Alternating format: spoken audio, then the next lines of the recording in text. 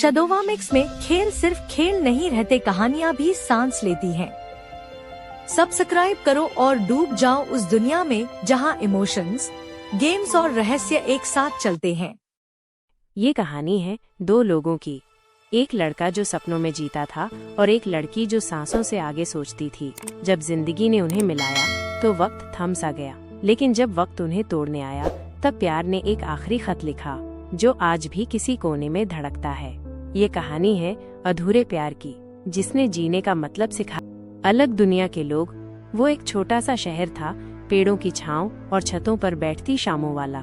आरव एक आम सा लड़का जिसकी दुनिया उसके पापा की वेल्डिंग वर्कशॉप और माँ की टिफिन सर्विस के इर्द गिर्द घूमती थी।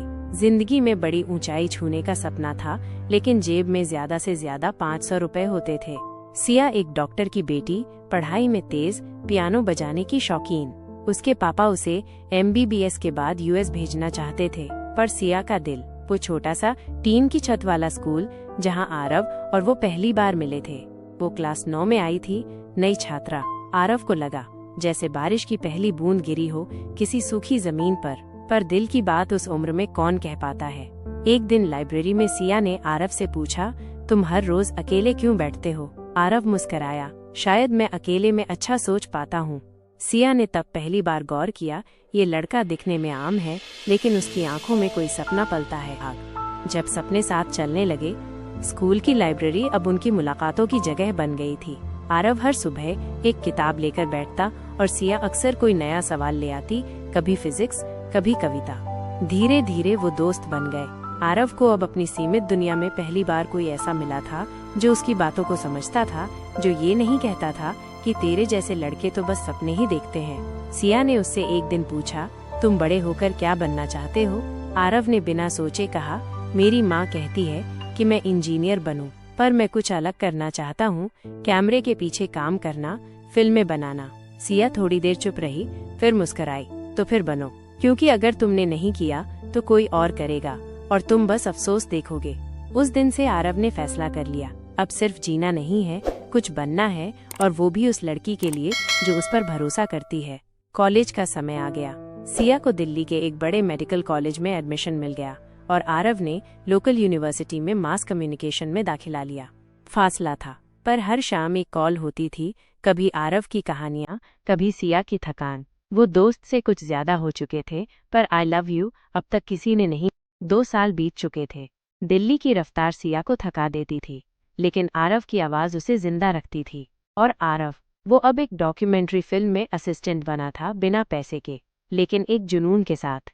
एक शाम सिया हॉस्टल की छत पर बैठी थी, फोन हाथ में था और आरव वीडियो कॉल पर था। तू बहुत थकी हुई लग रही है, आरव ने कहा।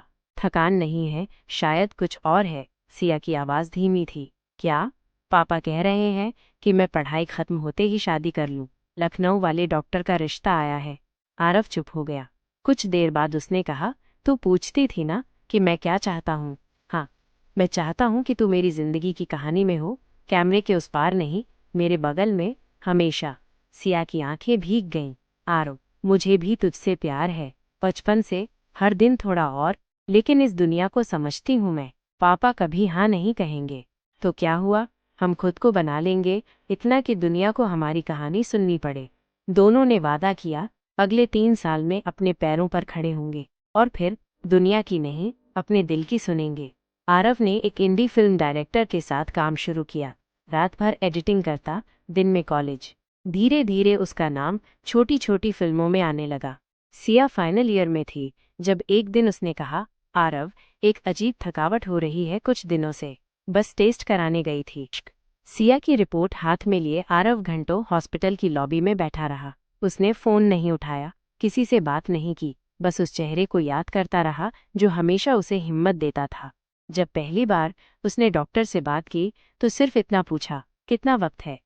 अगर कीमो और दवाएं असर करें तो 1-2 साल, नहीं तो कुछ महीनों की बात है। आरव ने वो रात सिया के हॉस्टल के सामने खड़े खड़े गुजारी।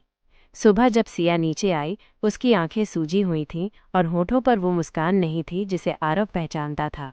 मुझे मत देख ऐसे, सिया ने कहा। मुझे मरना नहीं है आरव, अभी तो मैंने जीना शुरू किया है। आरव ने उसका हाथ थाम लिया। तू जिएगी, हम हर चीज लड़ेंगे, बीमारी, वक्त, दुनिया, सब कुछ। तू बस हिम्मत रख। इलाज शुरू हुआ। आरव ने अपनी सारी सेविंग्स लगा दी। एक एनजीओ से मदद ली, कई लोगों से उधार मांगा।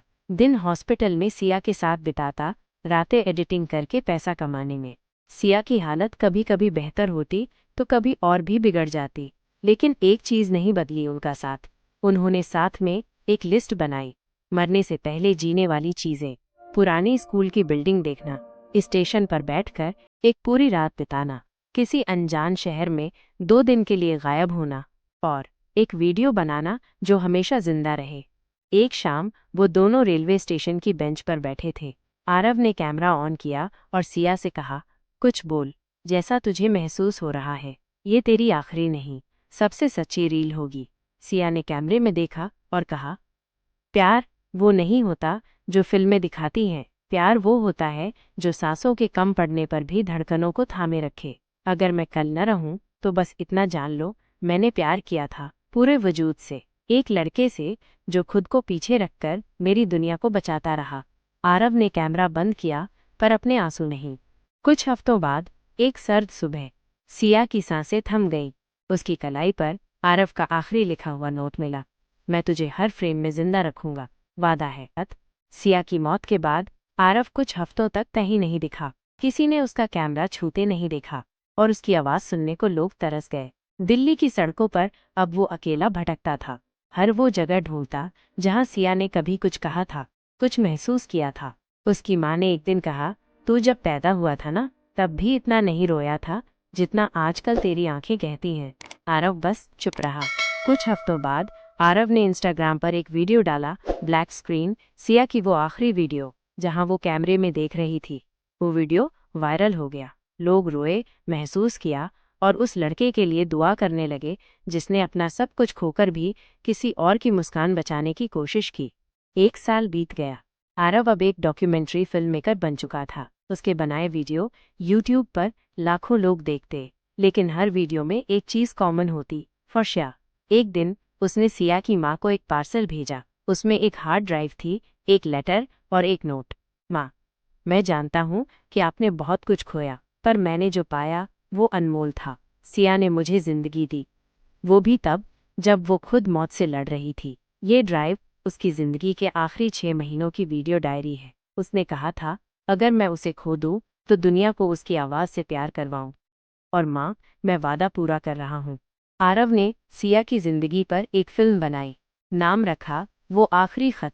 प्रीमियर के दिन हॉल खचाखच भरा था, लोग रोए, ताली बजाई और उस आखिरी सीन पर सन्नाटा छा गया जहां सिया धीरे से कहती है, प्यार कभी नहीं मरता, लोग चले जाते हैं पर उनका प्यार रह जाता है। जैसे ये चिट्ठी जो मैंने अपनी मौत से पहले तुम्हारे नाम लिखी थी, ये आखिरी नहीं, पहली चिट्ठी है मेरे बाद की जिंदगी के लिए। कहानी वहीं खत्म हुई जहां प्यार जिंदा था। अगर ये कहानी आपके दिल को छू गई हो तो बस एक बार आंखें बंद करके उस इंसान को याद कीजिए जिसे आपने शिद्दत से चाहा था, या अब भी करते हैं, क्योंकि कुछ कहानियां पूरी होकर भी अधूरी हो। सिया चली गई, पर आरव उसे हर फ्रेम में जिंदा रखता रहा। लोग कहते हैं मौत सब कुछ खत्म कर देती है, पर जो प्यार सांसों से नहीं रूह से किया जाए वो कभी नहीं मरता। आज भी कहीं कोई लड़का अपनी स्क्रीन पर एक लड़की की हंसी सुन रहा है। वो नहीं जानता कि वो अब इस दुनिया में नहीं, पर उसकी आवाज़ में अब भी जिंदगी बाकी है। क्योंकि कुछ लोग चले जाते हैं, पर उनका प्यार, उनकी कहानी और उनका आखिरी खत हमेशा हमारे बीच रह